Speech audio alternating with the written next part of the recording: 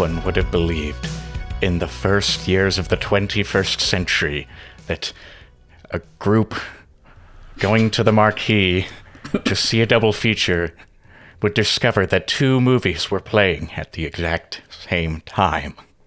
Welcome back to Hard Ticket. I am Jeffrey Boggess. And I'm Tristan Moore. And we have a special alien invasion show for you today on our show where we decide which movie we're watching at the movies during a, what would you call that? It's not actually a double feature. They're playing at the same time. Yeah, a simulcast. Someone screwed up. Right. I'm excited to talk about this. Tristan, this was your recommendation to put these two movies up against each other. So let's go ahead and introduce them. Why don't you take us away with option number A? Yeah. I'm a big Alien fan, and we'll kind of get into a little bit about what used to scare us as kids. But option number A is 1996 Independence Day, directed by Roland Emmerich. This is a classic sci-fi, I would say action movie. I think that's fair to say. It's more actiony, a little bit thrilling. Disaster movie. Disaster movie. Yeah, actually, I think that's there's a strong argument for that. It's a disaster movie, and but it's not a disaster of a movie. It's actually very fun. From a certain point of view. Yeah, if you can have fun, if you like cheese. This movie follows a wide-ranging group of people in the United States in the midst of an alien invasion on the 4th of July weekend. It follows over the course of 3 days, I think July 2nd to July 4th. Yep. It follows characters played by such well-known actors as Will Smith, Jeff Goldblum, the other guy, Bill Pullman. So, yeah. That guy. I always forget his name. Not President Clinton. So yeah, it's a lot of fun. And Jeff, this was your first time watching Independence Day. It was my first time watching. And on the subject of the cast, what a strange group to put together in this movie. I legitimately did like some light research as to whether or not a single person in this movie acted with another actor in this movie after Independence Day, besides obviously from the legacy sequel, Resurgence is what it's called. Yeah. Regurgitation, yeah. I don't think anybody acted together again after this. I really don't. They had enough after Independence Day. Yeah, which they have really strong chemistry, too. I thought, personally. They do. Yeah, and we can get into that a little bit more, but it is kind of amazing that, like, the three main characters aren't, like, on screen together until, like, the final act. Yeah. So let's move over to option number B, though. Do you want to introduce that one? Yeah. Option number B that we'll be talking about today is the 2005 Steven Spielberg take on the H.G. Wells 19th century classic, The War of the Worlds. So this movie follows a blue-collar dad, divorced dad, played by Tom Cruise.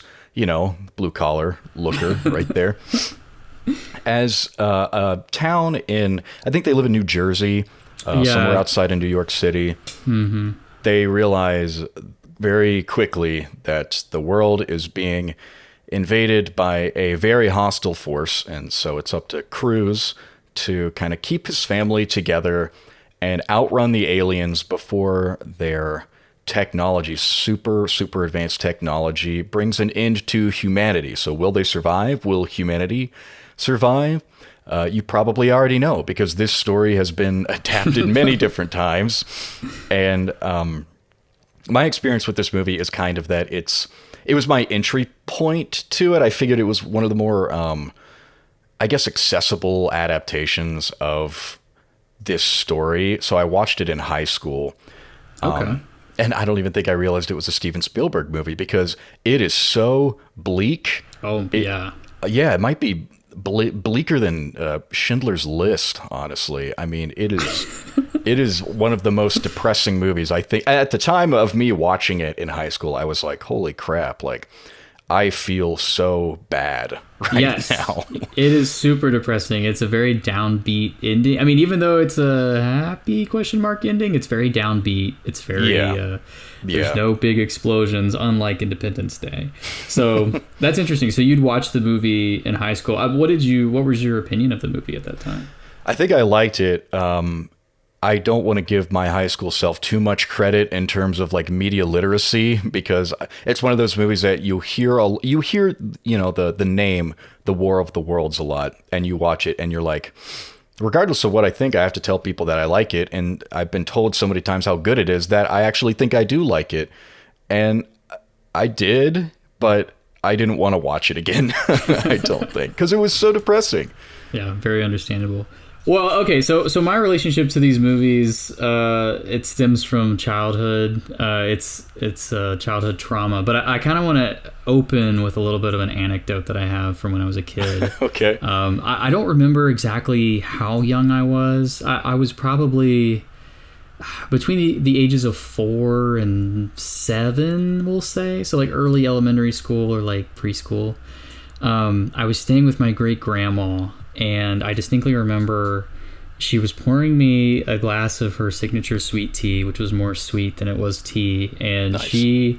I asked her if the United States had ever lost a war, which is a weird question for a little kid to ask. But you in think your about, family, I don't know. It seems pretty. Yeah, no, normal. she was an adamant Rush Limbaugh listener. So for whatever reason, I guess I was thinking about foreign affairs. But I remember asking her that, and she told me, no, the United States has never lost a war. We're, the best country in the world. We have the most powerful military. You never have to worry your pretty little head, even though, all this stuff. And, as you grow up, you sort of learn that that's not exactly true. Well, yeah. I mean, especially when the United States starts declaring war on, abstract concepts like poverty or the gay agenda or whatever we're currently battling right now. Oh, yeah. Yeah. Worse than Vietnam is trying to fight the drugs. We lost that one bad. Yeah, so that's just a little anecdote about my early, I think speaks maybe to like an early anxiety I had as a kid, which was the fear of, I think, instability.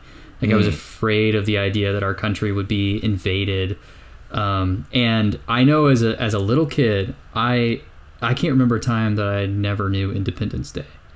I have had this movie in my brain for so long that when I was a kid, I called it Pindependence Day because I just couldn't wrap my little tiny toddler brain around how to say the title. I own this movie on VHS. I watched it religiously, even though it terrified the hell out of me.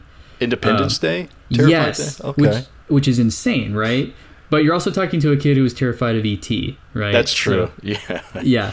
I was very scared of E.T. I have always had, or at least when I was a kid, I was always afraid of aliens. Aliens were like the thing.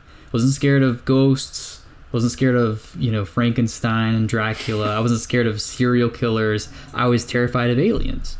And I think I've talked about this before in our, I think our The Thing versus Alien unreleased pilot episode, the proof right, of which concept. makes this the third time that we're talking about aliens in this very young show. The second time that you, the listener, will hear. But we all love Lilo and Stitch. We all love Lilo and Stitch. But I remember talking about how I do believe that like what you fear says something about you. I don't exactly know what it says about me that I've always been afraid of aliens. I know in the context of alien invasion, it definitely means I'm afraid of instability.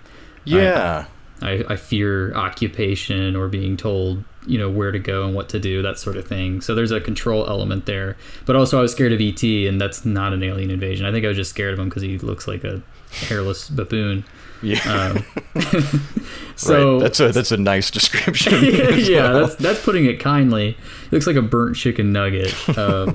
So yeah, that was early anxiety for me. Now as I grew up, I started to become scared of ghosts. I don't believe in ghosts except for when I'm alone in a house at night and it's very dark. So yeah, I was just I'm kind of curious now to kind of hear about you. Like, what terrified you as a kid? Zombies were my big thing. Really? Actually, even when I watched like humorous zombie movies, like Shaun of the Dead is still one of my favorite movies. But watching it at a younger age, it still was terrifying to me.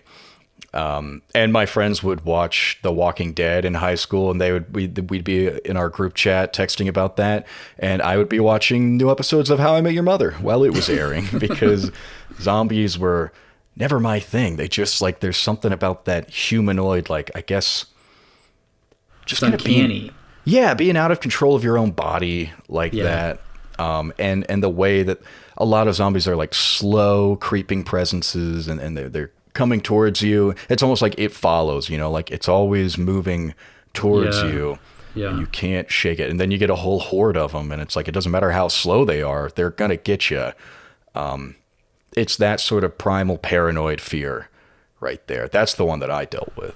That's funny. Maybe you're a hypochondriac. I think I've heard that before, that people who are afraid of zombies are hypochondriacs. They're afraid of disease, and they preen them. And you're a well-groomed man. So thanks for finally noticing. Maybe that speaks to some of your anxieties. That's interesting. I mean, I really think that's interesting. That is it. Wow, I never even thought about that. Yeah, they're so ugly. That's just what I'm afraid of. I think there's something there. I think there's always something there. Being afraid of ghosts as I've gotten older, I feel like that speaks to. I don't know. Ghosts are they're reflections of people and their repressed memories, maybe, and stuff like that. I don't know exactly, but I do think that there's something there. If you're afraid of vampires, you probably have some sexual repression that you need to work through, something like that. There's always some. That's the literature, the English major in me that's coming out and saying stuff like that. Yeah, that makes a lot of sense to me. Actually. Yeah. So I wanted to kind of lay that groundwork because these are movies that are they make me anxious, especially War of the Worlds now, because as I've gotten older, obviously Independence Day is a very deeply unserious movie, a very funny movie. It's cheesy, although there is that one scene with the alien. Where he's speaking through the body of the quirky Data from Star Trek. The 10th comedic relief character they introduce in this movie. I never know when I'm supposed to take somebody seriously, and actually I do, because they telegraph it very literally whenever somebody's a joke character and when somebody's a serious character. Oh yeah, they're stumbling around drunk, or they have crazy mad scientist hair or something like that. It becomes obvious. It's the 90s. Yeah. So yeah, it's the 90s. Let's start there. We open Independence Day on the moon, right? Right. Yeah. Which literally is great. On the moon. I love that. That's great. We're not even on Earth. We're here on the moon. The opening, Roland Emmerich. He's a German man. He's a German director, but he's crafted the most patriotic movie in the history of patriotic movies. I mean, also look at The Patriot. Literally, he directed a movie called The Patriot with Mel Gibson. You start off on the moon landing, which the moon landing is one of those, like, it's now, to me, as I've gotten older, it's sort of a loaded event because it has that placard which the camera zooms in on. We came in peace for all mankind. They have the voiceover. I believe that's Neil Armstrong saying that. And then obviously you just see like a giant American flag, and it's like, we're here for all mankind, but also here's the American flag and we're planting it here. So we have this like pan patriotism, I guess, that like Roland Emmerich is kind of tapping into. He's just like, at the end of the day, me as a German man, we're all Americans. Like that's that's what all American means. It means that we're all Americans. Right. Yeah, everybody except the Brits who say about bloody time, and like anybody who's just speaking in the most like nationalistically stereotyped. Yeah. Where's my crumpets? Put down that tea. It's time to fly. It's a very, I mean, we're at the end of this of the Cold War and everything. It's the 90s. It's the end of history. America has emerged on top of the world, and so that's the environment that this movie comes out in. We should also point out that Roland Emmerich, up and comer in the 90s, right? Like, he had Stargate, and that kind of put him on the map, and then Independence Day, I think, was his big break. you can do whatever you want after this. There's no way that you're going to anything up after this. Fast forward 30 years and we've watched Moonfall. Yeah, exactly. It was his ticket to make whatever he want. And since Spielberg, there have been countless, this person's the next Spielberg. This person's going to inherit the mantle of Spielberg. Emmerich, I feel like, was probably the first big one, but you also have like M. Night Shyamalan, J.J. Abrams. Yeah, I think it's so interesting that this movie, War of the Worlds, is the first Steven Spielberg movie that we're talking about on this podcast. Because, I mean, what a prolific career the man has had. He's like kind of synonymous with Hollywood blockbusters and just kind of film in general. And this is not a movie that people talk about a lot in terms of his, like, I guess, overall filmography. Yeah, it came out at a time that is generally considered a lull in his filmography, which, I think that's a little debatable. Minority Report, I think, is a really great Steven Spielberg movie. Munich right after this. Munich, yeah. I've never actually seen Munich, but I've heard great things about it. So right. I think there's some merits to that. But, we go back to Emmerich, who is kind of coming out of this tradition of being regarded as a Spielberg, and he starts off the movie, and I asked you this like a week ago before you watched the movie. I was like, pay attention to the beginning because he's hearkening to Spielberg. Did you catch it? No, I don't think I know specifically what you're talking about here. To me, and Emmerich does this on more than one occasion, and maybe it's not exclusively Spielberg, but when you think of vibrations, an incoming large object causing vibrations. I'm sorry, I can't think of anything else but Jurassic Park. T-Rex, yeah, it's the T-Rex. Exactly. So in the beginning of this movie, you have the alien ship hovering over the moon, obliterating the astronaut's footsteps with its vibrations. It to me feels that's Spielbergian. I feel like that is Emmerich homaging or ripping off. The line is thin, and there's tons of that in this movie. I suppose I could see it, although I think between War of the Worlds and Independence Day, if you told me Spielberg directed one, I still think I would say War of the Worlds seems more accurate, and it's not really akin to a lot of his filmography. It's very dry, but it still has those moments of like those, John Williams orchestral swells, which I kind of feel like, John Williams heard Spielberg was doing another movie and he just like assumed like, okay, well, I'm just going to start writing something for it. And then he watches it and he's like, oh my God, what the hell are you going through right now, man? And even Spielberg thinks that the final movie is like disturbingly dark. I don't know if he would have made it twice. But I did catch the Independence Day reference in War of the Worlds. Yeah. It's not very subtle. Yeah, well, I guess we could open with the beginning of War of the Worlds too. We should contrast the openings because I think the beginning of War of the Worlds is great, and we talked. And you referenced it obviously when we opened the podcast. The narration. I reread the original War of the Worlds H.G. Wells novel in anticipation for this. It was I think my third time reading it. I first read it when I was in like elementary school. Because we had a collection of H.G. Wells works, and I was obsessed with War of the Worlds when I saw it. I was scared to death of it, couldn't sleep. Lightning was never the same for me after that. But I remember finding that collected works of H.G. Wells and seeing the War of the Worlds and being like, it's a book? They made it from a book? And I like read it. And, I'm not going to say it's dated, but it's definitely like it's 1890s English. So it's like a little bit... Yeah, and I listened to the 1938 radio broadcast in prep for this episode too, and I listened to it on Spotify, but it still has that really shrill, piercing radio static where you really have to focus on the words whenever Orson Welles is saying them. The whole kind of story, I think, kind of feels like it's got this dusty legacy, almost like the archetypal invasion story, even though I can't say for sure that it is.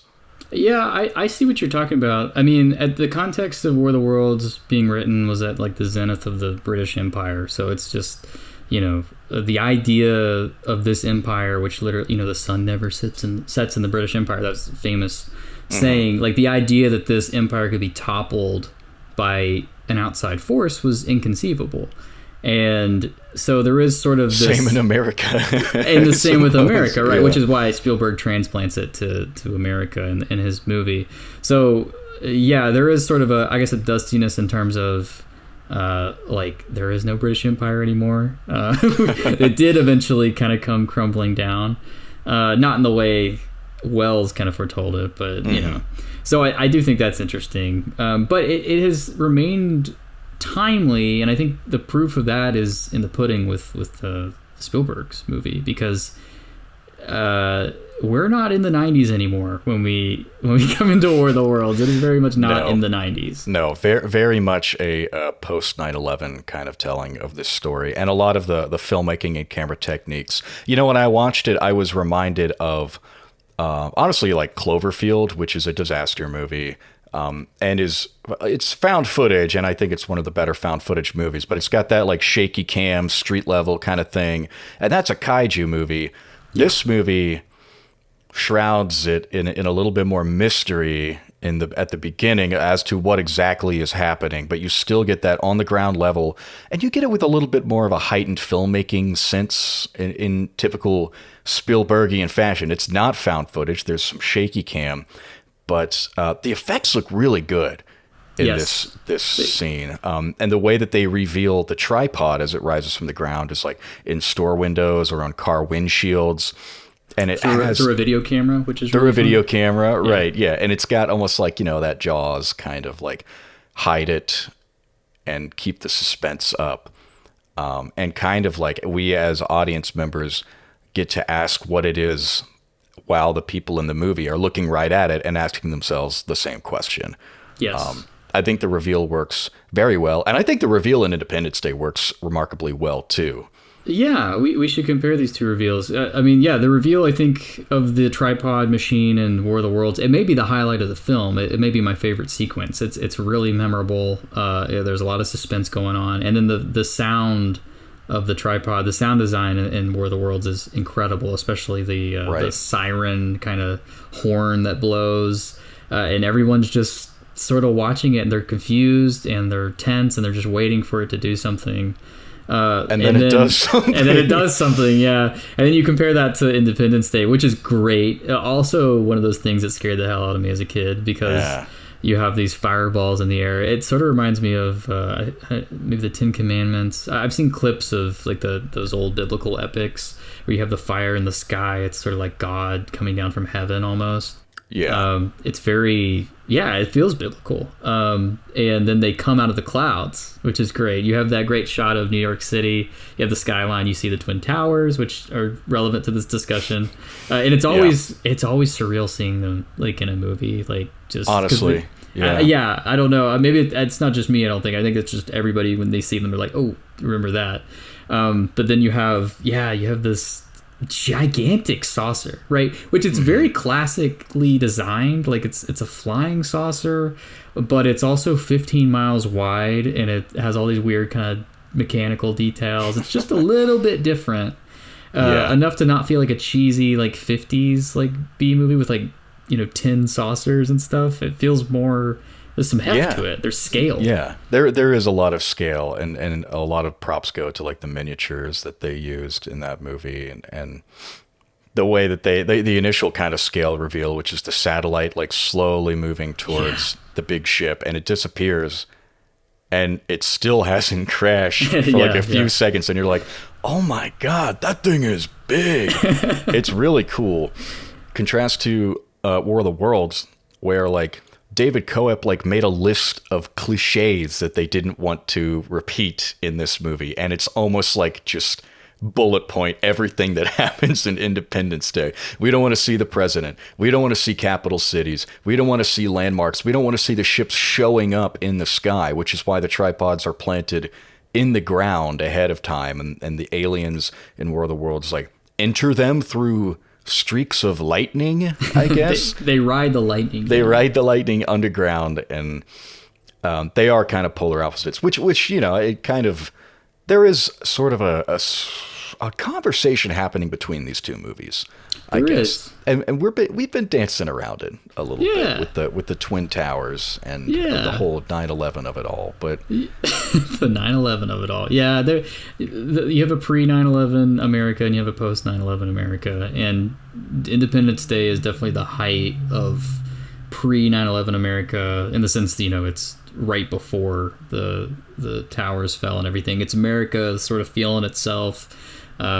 We've conquered the world. We're the best. And holy shit, all of a sudden here are these 50-mile wide flying saucers here to end the world. But we're going to have fun while it's happening. This is a movie that starts with like the SETI operator listening to REM. It's the end of the world. As we know it, just to hammer it home, we're having fun here. Oh yeah, they hammer everything. There's an E.T. reference from Will Smith. They're showing the day the Earth stood still on the TV. Spaceship looks like it came out of Alien. There's a 2001 reference on somebody's laptop screen. I mean, like, they're just like taking the zeitgeist and splashing around in it. Just like having so much fun. Yeah, you have your president. This is a movie that follows. Like that thinks that the troubles of the president of the United States of America are important enough for us, the stupid knuckle dragging, popcorn munching, blockbuster audience to care about, and we do. We love President Whitmore, President not Bill Clinton, or he's a little Clinton, he's a little Kennedy. Maybe even a little Bush Senior. I don't know, but he's very of the times. We'll say he's right. Everyone says he's we thought we elected a warrior, but we elected a wimp. He has a whole arc where he's really a man of action. He's really not supposed to be a statesman because politics has failed us. We don't really care about it anymore, and we really want to see this guy get into a jet plane and start shooting aliens out of the sky, which he does. Hey, but I liked his policies though. That's the thing with me. I just think people don't talk about him enough. Hey, he couldn't get his crime bill passed apparently. So his crime bill. They said that on the news. I've always picked up on that because I know Bill Clinton had a very infamous crime bill that he had passed. So, like I said, the Clinton references are all over the place. I will say, in light of the Jeffrey Epstein revelations, the idea of President Whitmore joking about being in bed with a young, beautiful brunette who's a little girl, it's not aged very well. Dude, like every man in this movie has a line to their significant other where they're like, well, I'm going to have to tell my, my girl on the side that you're coming by. It's very much like a lot of that machismo it's so on the nose, it almost feels tongue in cheek. Like that scene of Will Smith and Jeff Goldblum at the very end with the cigars in their mouth after they saved the world and their women are running to them with open arms. It's like so gung-ho, like we are invincible action heroes. Yes. I know Freud said that sometimes a cigar is just a cigar, but that's a post-coital cigar smoke between these two gentlemen who just exploded an alien ship. It's great. It is very on the nose. But then you have all the side characters in this movie who are walking cartoon characters. They're like Simpsons characters. You have Harvey Fierstein as Jeff Goldblum's like coworker. Yeah. Oh my God, David, like just running around, and he's talking about how he has to call his mother. I gotta call my mother. I gotta call my lawyer. Oh, forget about my lawyer. Like he's like complaining about his lawyer, which is very like. It's Emmerich kind of ingratiating himself a little bit onto the audience, being like, "Oh, I'm like you, fellow American. I hate lawyers too." Like he's just like. Well, it's also Judd Hirsch is a similar kind of character too. He's just quipping the whole time. He's like the most Jewish character ever put to screen. I think Independence Day is how I became aware that Jews were a thing. Like I didn't know that was a thing until I watched Independence Day, and I was like, "What is that? Who is this? What is this guy doing? Why is he talking?"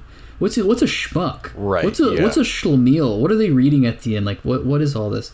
And so really, in a way, it's a very diverse and very progressive movie. I mean, honestly, for the time, I feel like it is kind of diverse and progressive. It is, and Emmerich had to fight to keep Will Smith as a lead because Will Smith was kind of he had Fresh Prince, but he was nowhere near like the star that he would become.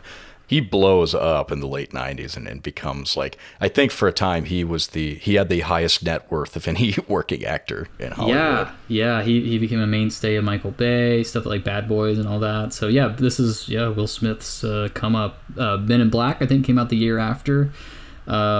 But yeah, that that's great. I'm glad that we got Will Smith out of Independence Day because he kind of anchors the movie. It's Jeff Goldblum's great. We love Jeff Goldblum, but my God, yeah. Watching this for the first time, I was just the most thankful. I think that there was like one more pretty big '90s Jeff Goldblum performance that I had never seen, and I got to enjoy for the first time. Yes. That's a blessed experience. It's very important to me when he's like, oops. What do you mean, oops? Can we try that again? This time without the oops? Checkmate. Yeah, no, he's great. He's great in this movie. He even has this little Jurassic Park line where he's like, must go faster, like at the end and everything, which we should talk about all the references in this movie. How about Will Smith and Harry Connick Jr. as basically Maverick and Goose? Oh, my God. That's Top Gun all the way. And Harry Connick Jr., oh my God, I always thought he was the funniest guy in this movie. And he's just cracking jokes after LA got destroyed. He feels like a Conor O'Malley type of character, honestly. Yeah, exactly. I would recast him as Conor O'Malley in a reboot here. But yeah, and then he spoilers for the whole thing. That's all we're talking about is spoilers. But he dies, and 5 minutes later, Will Smith is like cracking jokes about bringing down an alien spaceship. Well, it's what Harry Connick Jr. would have wanted. Right. Don't cry for me. Just continue to live your life as you would. Yeah, he's like resting on Will Smith's shoulder. He's like, hold me. And the colonel's like, what are you guys laughing about? And he's like, I just can't wait to get up there and kick E.T.'s ass. And everyone's like, yeah, like, that's great. Like, let's do it. And like, LA's desolate. There's like nobody alive. It's great. I love them walking out on the tarmac. What do you say? Kick the tires and light the fires, Big Daddy. The carnage of this movie is oh my God. But no one cares. But God forbid the dog die. Like, that is like, you're holding your breath for Boomer and not to go boom. And it's like, but LA's destroyed. Everyone's dead. But no, if the dog died, it would be a real tragedy. Right. Humans matter more than humanity in Independence Day. I think.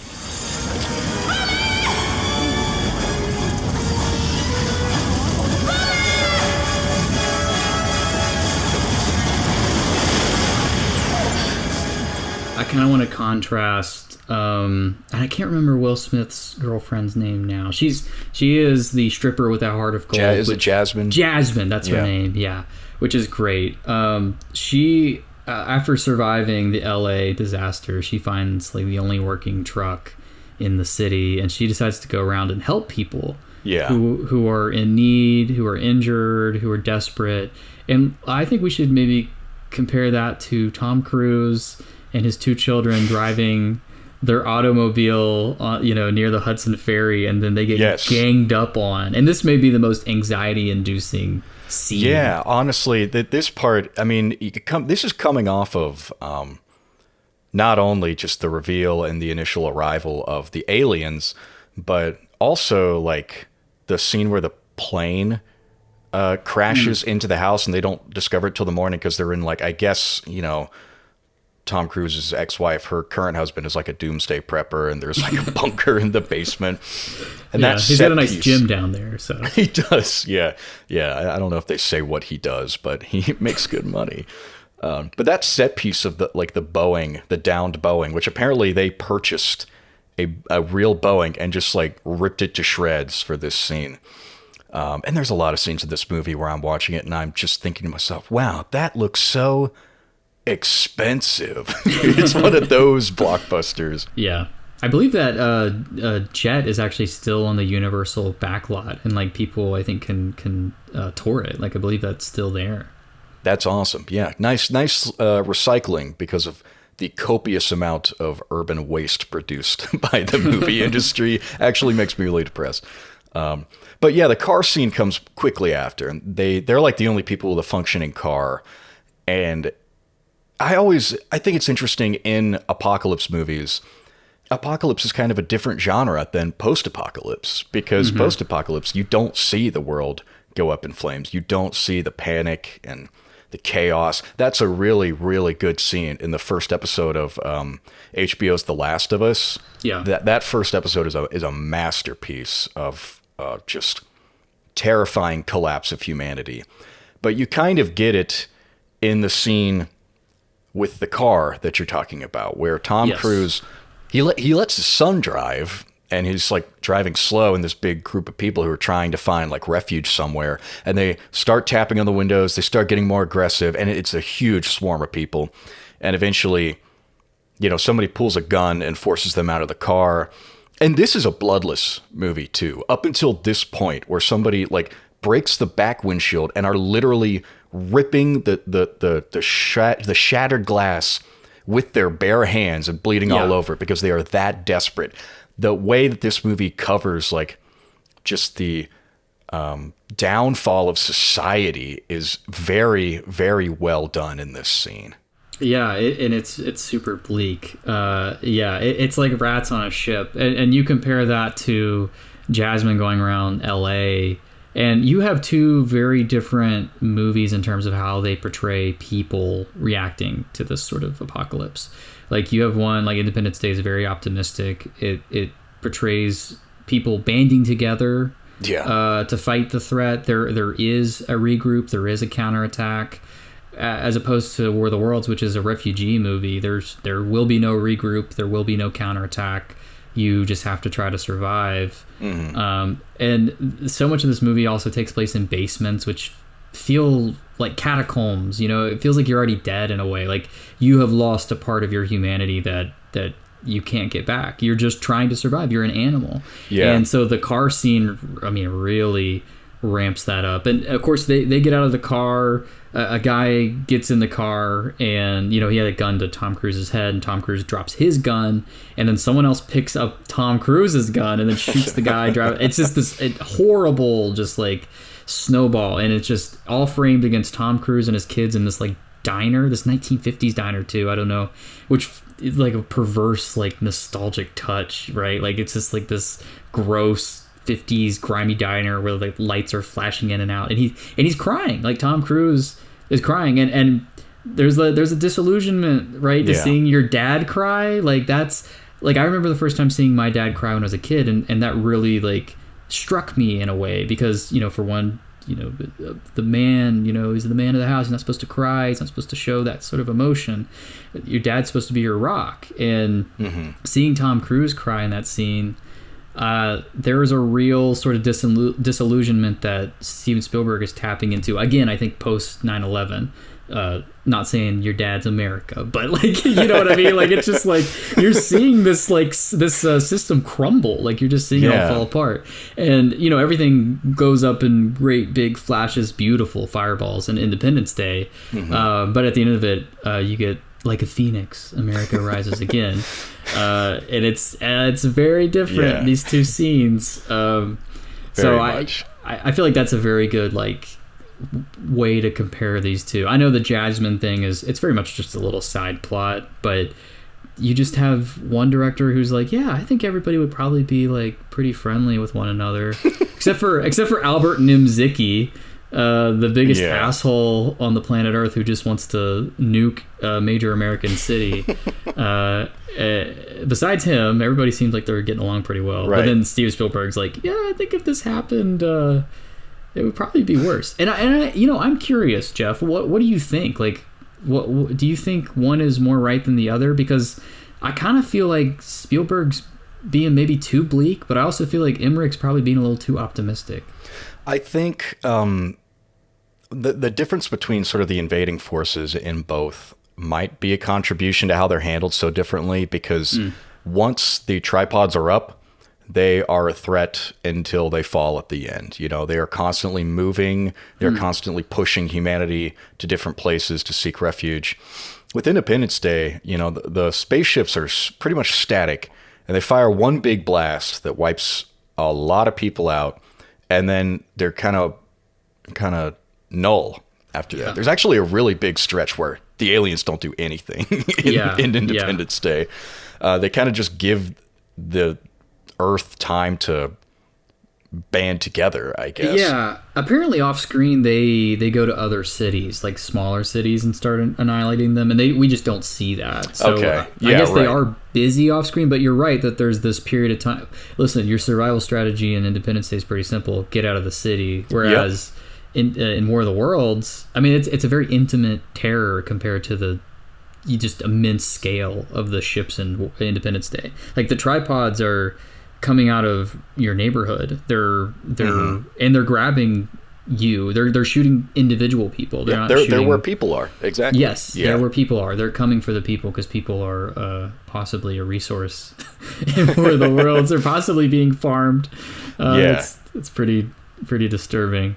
And Independence Day is it's the complete opposite, I think. I wouldn't necessarily say that Spielberg is being too bleak. I think he's being very bleak, but I think, in its ugliest hour, maybe if the invasion persisted for longer, people would find some way to have like branches of societies in other places and, know more about the invading forces. But there's so much confusion. It's very black and white at the same time. It's, you see that thing, death is approaching. So do everything to get away from it. Yeah. There are kind of two themes with War of the Worlds that I want to talk about.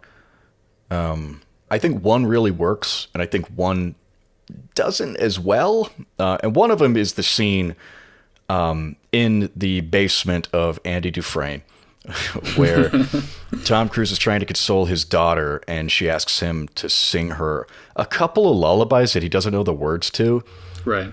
And I think that scene just really perfectly ties, I think, the two biggest themes of the movie together, which are Tom Cruise's arc to be a better father. Right. And, humanity is dying. And all you want is some ray of hope. That scene, to me, works really well. The aspect of the movie that I don't know if it completely lands is the way that this adaptation of War of the Worlds really kind of shifts focus to the aftermath of the war on terror. And it's a lot less about, I guess, like sort of xenophobia and colonization and the whole like biological component of the aliens dying because of disease is foreshadowed in the opening narrative, and it bookends. But is there much else to it? Yeah. Or is that a flaw of the original story too? So in the original story, the aliens, they're Martians. They come from Mars. Right. They arrive in cylinders. They can't move very well because of the difference in gravity. So they build their machines, and they topple the English Empire in a matter of weeks, and then suddenly and surprisingly, they have all died from the common cold or what have you. And the point at the time was to sort of comment on the theory of evolution and social Darwinism, which were really prominent talking points at the time in the 1800s and would continue to dominate a lot of political discourse. So the idea was, and it's sort of as Morgan Freeman's narration says at the end, that men do not live nor die in vain. They have inherited the earth. This is their birthright because we've been here since the start. So there is sort of a Darwinian, social Darwinian bent to it, which I don't know if it's necessarily.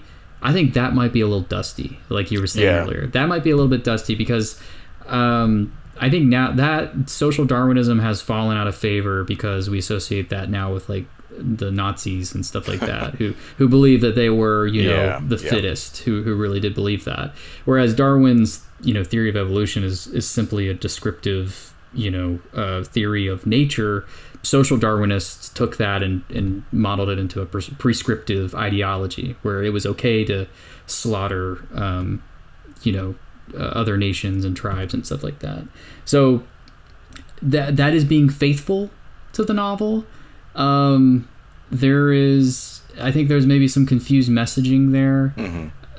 We have that early line from Dakota Fanning where after the aliens attack initially, she asks, "Is it the terrorists?" Yeah. And your first kind of go to, if you're sort of doing a 9/11 to War of the Worlds direct one-to-one parallels, to say, the aliens are the terrorists. they're not, right? Like Right. they're clearly something else. I think in this case, we talked about mirrors in our Deliverance episode. Yeah. I think there's a mirror here between the aliens who kind of come in and colonize and are ruthless and unfeeling, and they're technologically superior. I think there's clearly an anxiety. And you have to remember when War of the Worlds came out, 2005, right? So it's a couple of years after the start of the War on Terror and everything. And Americans were starting to become, I think, some disillusioned with what the Bush administration said we were there for, right? The WMDs and all that. You know, we don't need to go through the whole history of everything. But I think there's a sense of guilt that's being explored in this movie where it's like, who are the aliens? Are we the aliens? Do we deserve the aliens? Is there some sort of retribution that's being wrought upon Earth? And I say that because the movie does consciously evoke God, or a grand plan, right? A grand design with the whole ending, where it's like, right, yeah. At the end of the day, who was meant to be here are the people who were here in the beginning. And so maybe there is an anti-colonial message that you can read from that, because the colonizers, they can't take root. The ground is poisoned against them. So right. There's a dustiness there, but there's also a bent that makes it actually kind of progressive and is anti-colonial. And I think that's Wells' intent. I think that's Spielberg's intent. Yeah. But I can see how it is dated, and it's a very downbeat ending. It's not like super climactic. It just sort of happens, right? And yet there is a little bit of Spielbergianism, I guess, where the whole family survives and is reunited at the end. Like somehow the son made it off of that hill that went up in flames seconds after he crested it. So yeah, I imagine he ran up on top of the hill, saw the Martians coming, and just turned tail and ran. We just didn't see it. Like how else would he have survived? I think we should maybe talk a little bit about some of the other human characters. Or human interactions in War of the Worlds after the car scene. Like, you have the scene where Tom Cruise has to choose between his son and his daughter, and you have this like group of refugees, this woman who's trying to take his daughter away because she's worried about her and wants to take care of her. So you have this side of people that's kind. You have Robbie on the ferry who's trying to pull the people up. You have when Tom Cruise actually gets abducted into the tripod, he's saved by a serviceman, by an army man, which is Spielberg kind of acquiescing a little bit to that patriotism. And so there's a side of humanity that's very much altruistic, but then you also have you got Andy Dufresne. You got Andy Dufresne. You got Tim Robbins, a giant compared to Tom Cruise, who lives in the basement. And this is a part of the movie that a lot of people complain about, because I think the movie, and I agree, the movie loses a lot of momentum. This is also after having reread War of the Worlds. It's very true to the novel. We spent a lot of time in basements. Yeah. Although I will say Ogilvy, the character in the movie, Andy Dufresne, is a composite character of a couple different characters in the novel. Right. So they're combining elements of, we're going to fight against the aliens and we're going to come out on top. It's going to be a guerrilla war. And then also elements of, all is lost and I'm losing my mind and all this stuff. And it ends up being a little confused. At the end of the day, Tom Cruise has to kill Andy Dufresne with a shovel. So there's maybe sending some, I don't know if it's mixed messaging about like the state of humanity in an apocalypse so much as it is just an acknowledgement of nuance, and that these types of things simply exacerbate maybe characteristics that were already in people. What do you think about that? There could be something there, yeah. And that character too, like he's in the radio play, where he's talking about like at first he's welcoming to a fellow human, and then he starts talking about like how they're gonna wait until one of the Martians steps out of the tripod and they're gonna jump in there and they're gonna start taking him down. And the protagonist, played by Orson Welles, is kind of like, I don't want to live in your world. And that scene is like 5 or 10 minutes, I think. And I think you get everything you need from it, and it does kind of drag on in this movie. I don't think it's a bad portion, and there is certainly some terror in the scene where like the aliens are like surveying the basement, trying to find them while they run and hide.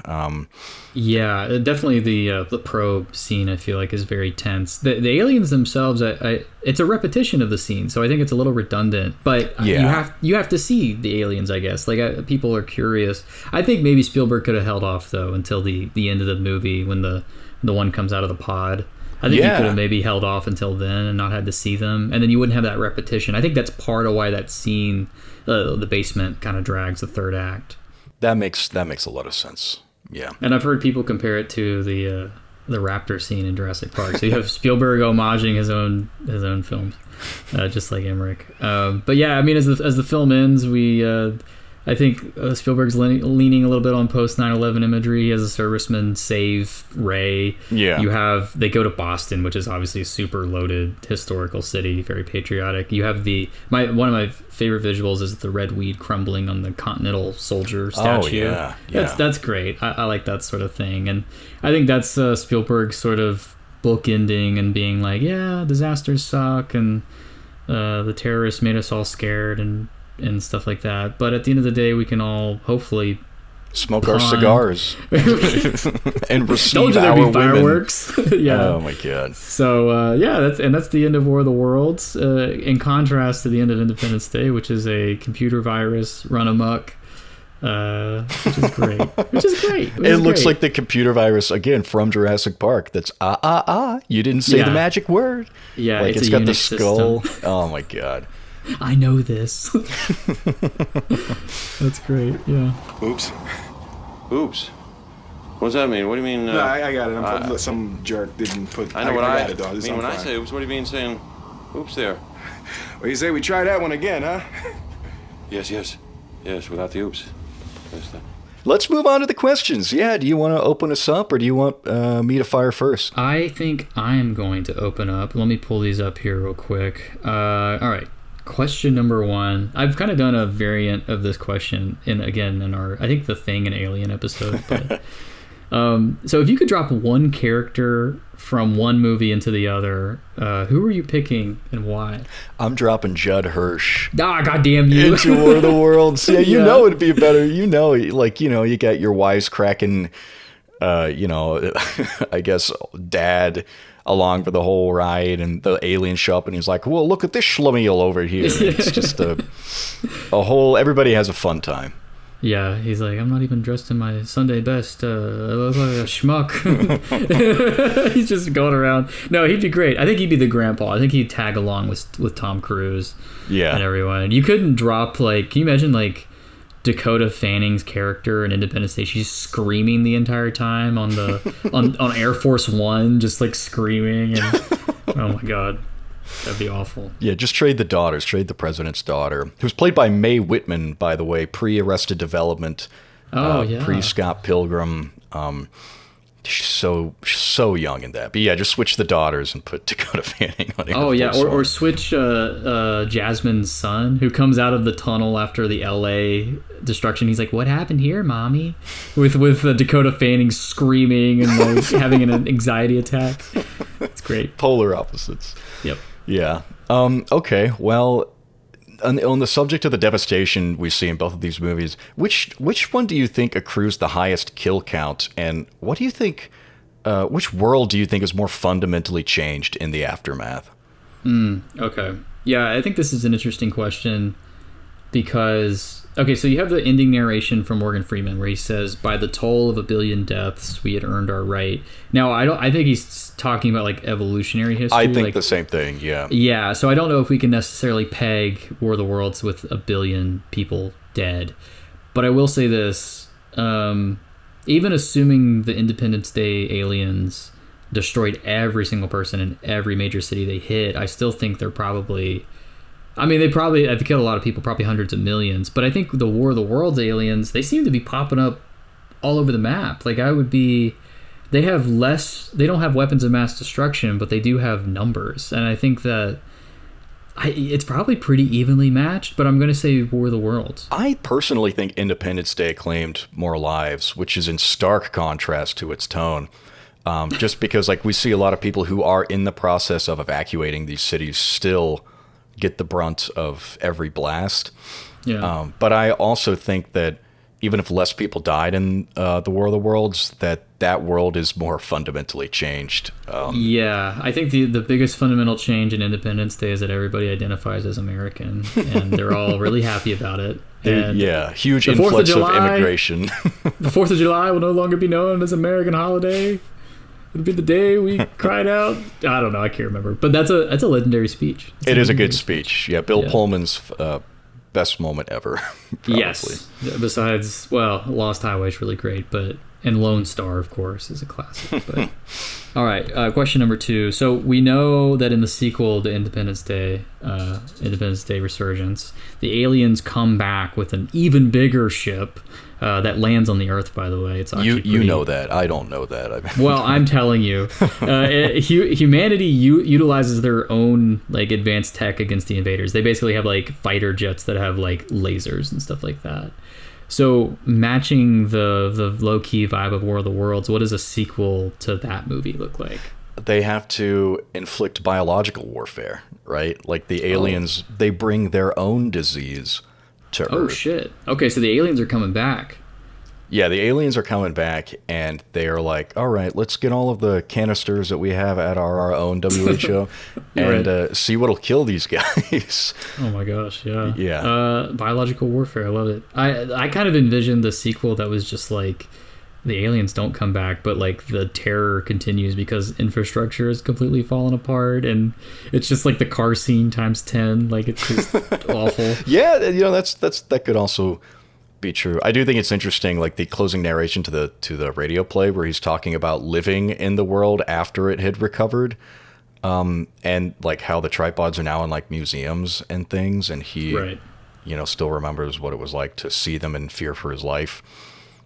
But I think, you know, if you make it a biological warfare thing, you can kind of comment on some more modern themes about the current state of the American health department, maybe. You have an RFK like character who shows up. Don't drink that tripod's urine. Don't drink it. On the subject of the endings, which ending is better enhanced by the song Walk of Life by Dire Straits? And I will once again explain to our listeners that the Walk of Life Project is a series on YouTube that adds the song Walk of Life by Dire Straits to the end of multiple movies to prove the point that it is the perfect way to end every single movie. So I think it works on both here, but Tristan, which one do you think it works better on? Yeah, I mean, works better on. It's such a subjective question. I mean, obviously, Independence Day has the tone, right? It's just the fade out and it's just it's so happy. But I'm imagining War of the Worlds with the Morgan Freeman narration. Oh yes, like zooming in on the micros. Oh yeah, my God. and I'm like, that'd be so awesome. That would go so hard. I think after this, I'm gonna edit that actually and put it on YouTube. That'd be awesome. All right, my next question: if you could replace an actor in these movies with someone else, who would you replace, and with whom would you replace them? Who are you recasting? I alluded to this earlier, but my original answer was that I would replace Henry Connick Jr.'s character with Harry. Oh yeah, Harry. I would replace Harry Connick Jr.'s character with Matthew Perry, who I think was originally considered for the role, and I think would have been a charming addition to the cast. But now that we mentioned Connor O'Malley, I think I'm gonna put him in this movie.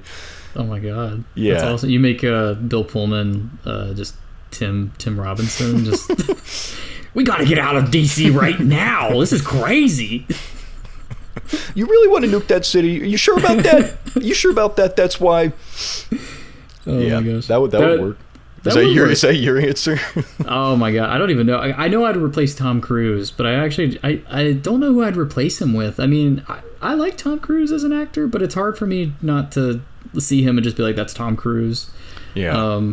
I maybe someone a little more convincingly blue collar, although he wears the hell out of those jeans. I mean, He does. What can you say? So Yeah. probably Tom Cruise, but just with a more blue collar version of himself. We'll say that. Okay. Yeah, he's just covered in dust. Yeah. So my third question is, excluding the landmarks and cities that we see among the destruction in both of these movies, Which one worldwide location would you want to see be destroyed by aliens? I really want to see, like, in the spirit of Independence Day, I want to see it blown up. Right. You want to be like, oh my God, look at that cool, like that looked like whether it's CGI or they built a miniature of like, I don't know.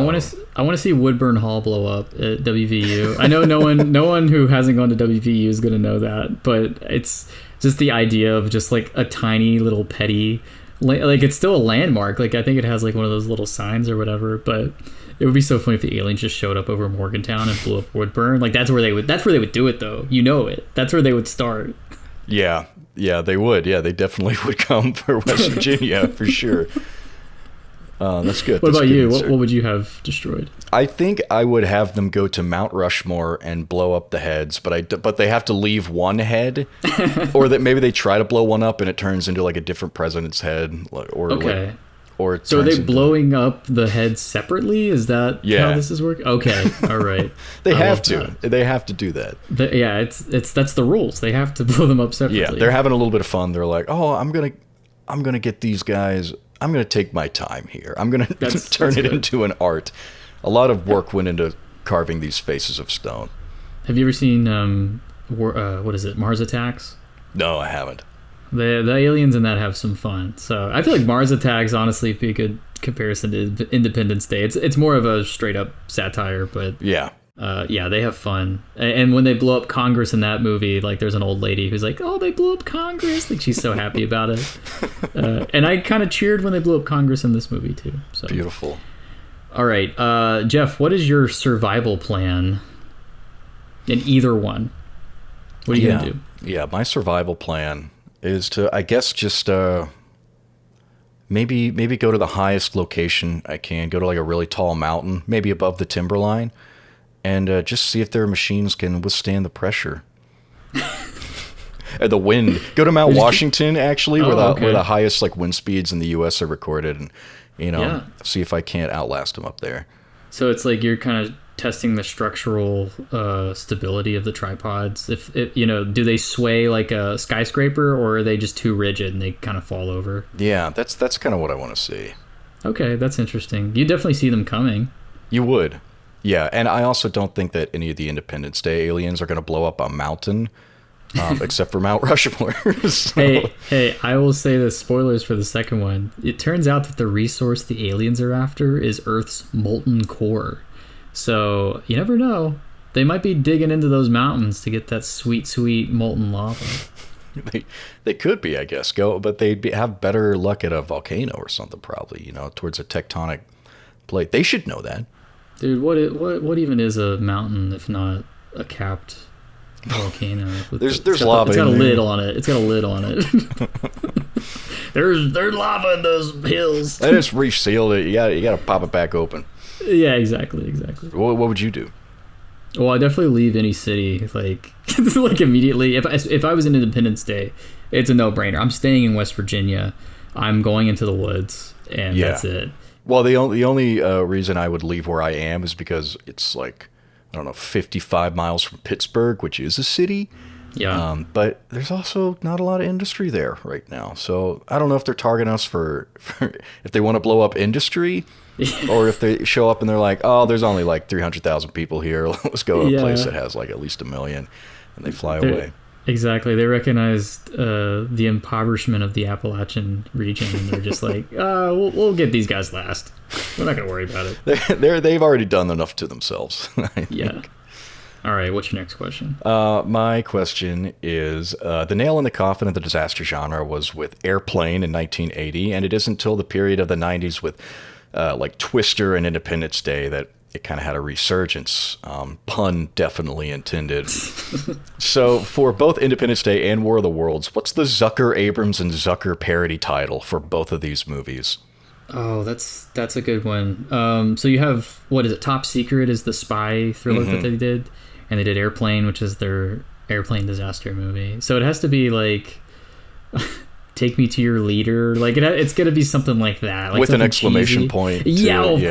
of course, with like Comic Sans or something. That's the title. It's Take Me to Your Leader. Take me to. That's actually pretty. And then the sequel is Take Me to Your Leader. Oh wow, okay, we're thinking sequels. You're thinking like a Hollywood exec right now. That's awesome. Yeah, if anyone's listening, let's get this done. What about what do you think it would be called? I don't know if I could top that. Take Me to Your Leader. I mean, you could do the really lazy like scary movie route and just be like alien movie, which I feel like isn't one of the scary movies about like aliens? Yeah, one of the scary movies, and I think it was directed by Zucker and Abrams. Yeah. And they do instead of the tripod, it's an iPod, I'm pretty sure. Wow, that's sharp. Yeah, dude. Yeah, it's on the nose. Amazing. Pretty good. All right, my next question. Would you vote for President Whitmore? And how do you think George W. Bush would respond to the invaders in War of the Worlds? I don't know. I don't think Bush... I mean, he would obviously be completely ineffectual, but basically, I think you have the answer in the movie Monsters vs. Aliens with Stephen Colbert as president of the United States. There you go. Yeah, he's a brave president. There you go. He sure is. Yeah. Are you voting for President Whitmore? Does he have your vote? With the knowledge that I have now about how they brought the aliens down, I think I would vote for President Whitmore, honestly. Would you? Yeah. Yeah, he's kind of a badass. So let's talk a little bit in detail about what an Independence Day radio drama in the style of Orson Welles' take of War of the Worlds would sound like. Oh, God. It would be a lot of sound effects. It would be a lot of big bangs. You're going with like those local radio talk shows, kind of? Yeah. They're making like in-house like sound effects with like drums and stuff to make... I don't know how they do like sound effects. I'm not a Foley artist, but I'm just imagining like cheap sounding kind of sound effects. It's like, oh, it's an explosion, and you make like a sound. All the stock, like the free sounds. That's what I'm imagining. What about you? I think it's like, it's the actual radio drama cuts all over the place, like to live broadcasts and to like concerts and to like aircraft feed too. So, like, I think you have to take the climate of at least, like, 2010, 2020 America and have an Alex Jones type of character who's talking about, like, how fake the whole thing is. And then his whole broadcast is interrupted. And then you have, like, both sides, like, the Democratic and Republican parties just kind of blaming each other. And it's just, like... Wow, you want to make this topical. Well, if it's taking place in modern-day America... It's going to be topical. But at the end, we realized that while we were fighting each other, the real enemy got the jump on us and then died from the measles outbreak in the United States. They weren't vaccinated, okay? All right, Jeff, would you rather drive a tripod or fly a flying saucer from Independence Day? I think I would rather fly a flying saucer. I'd love to fly. Okay, yeah. All right. Yeah, me too. I mean, because...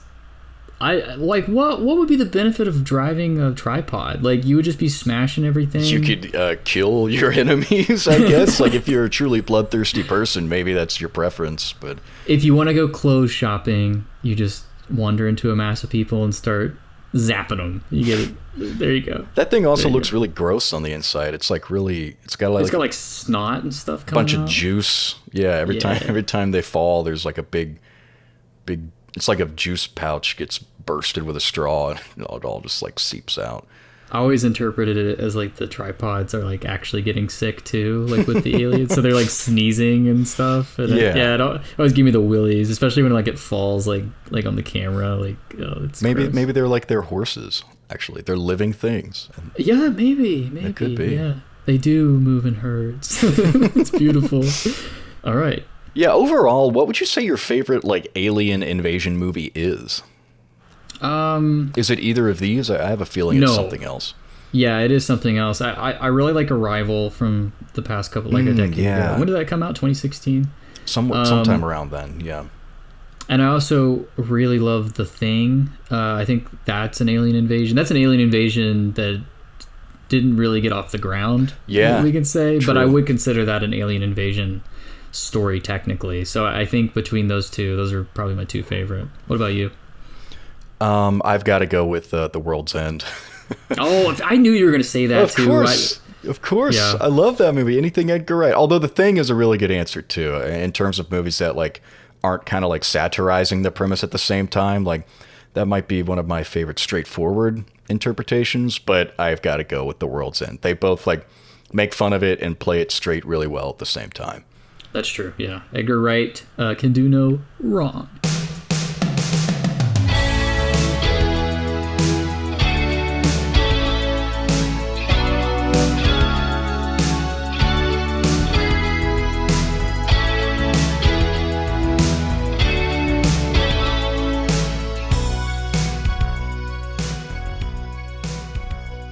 All right, my next question for you, the final question of Hard Ticket.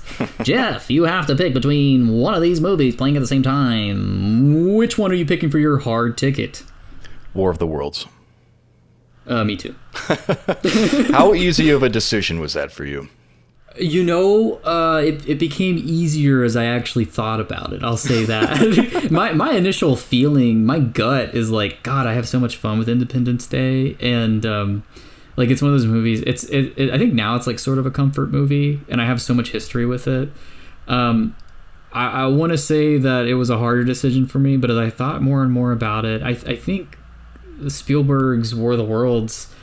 It's a sleeper hit. I think it's getting reevaluated more and more as time passes. Yeah, I didn't realize that it kind of got some flack when it first came out, and I think a lot of people find Dakota Fanning's character really annoying, and I actually didn't really. I thought she's great. I thought, I mean, especially compared to Mae Whitman's performance in Independence Day, Dakota Fanning is doing a surprising amount of heavy lifting for her age. And I think War of the Worlds is I always kind of prefer, I think, a darker story, because I kind of like the themes that come out whenever you take something familiar like an alien invasion story and you explore sort of like the depths of like the implications of that, I think. Yeah, I definitely agree. It does feel more grounded, more gritty. It's more terrifying. I watched War of the Worlds, I want to say a year or two after it came out, because we got it on DVD, and it terrified me. And every time I watch War of the Worlds, and I rewatch it every so often, I think I rewatched it a year or two ago, so recently. Every time I watch it, it puts me in a dour mood. Like I feel depressed, I feel icky. I watch Independence Day and I'm just like, that was fun. I'm ready to light some fireworks and have a hot dog. And we talked about almost like how there kind of is like an objective order to watch these movies in. Like you watch Independence Day first, and then you watch War of the Worlds. And to me, it's like you have a great night, you invite some friends over, you have some beers, grill some dogs, watch the movie, and then the next day you realize you drank too much and you're throwing up and your shades are drawn, and you watch War of the Worlds and you're like, oh my God, this is as bad as it gets. They really are. Yeah, they're really diametrically opposed. I mean, that's what makes it a great comparison, I feel like. Your comparison always has to ride that perfect line between a ton of similarities and a ton of differences. And I feel like these two movies they're made for this podcast. I feel like this Hard Ticket podcast that we are a part of, and that you, the listener, are in fact listening to. Yeah, I guess we're just more dour people than we are hopelessly optimistic. Well, we're living in a post 9/11 society, man. Thank you guys for listening. That was our latest episode of Hard Ticket. Join us next week when we will be covering Man of Steel versus Batman Begins, and hopefully bringing on our first guest. So thank you, Aaron Griffin, for composing and mixing, mastering the theme song for this podcast. Thank you, Jared Tadlock, for creating the brand elements and keeping us looking stylish. And thank you guys for listening, and hopefully we'll see you next week. Bye! It's a hard ticket at the movies. Which one will you watch? Let's decide. It's a hard